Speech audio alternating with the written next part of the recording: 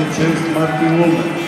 Kapetan momčad Vjera Kapitusa s brojem 25 Penola Graton, broj 15 Krasova Popije, 27 Jeremy Levek, broj 18 Martin Oraz, 86 Kristijan Loža, broj 10 Filip Pinter, broj 12 David Rotman, broj 20 Petar Kasparsen, broj 2 Petar Šveda, broj 16 Daniel Nagel, broj 47 Harold Oppmann, broj 7 Kevin Kraxler, 71 Patrik Filter, broj 81 Silvio Jaković.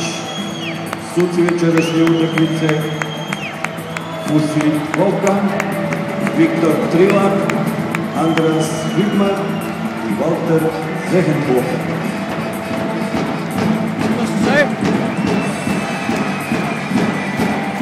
Kann man das hier an den Fanteil lossagen? Ovo je 41. kolo Eurolige. Igramo protiv trenutno treće momčadi na ljestvici Eurolige. I ona ga presiraju 51 bod za dobar!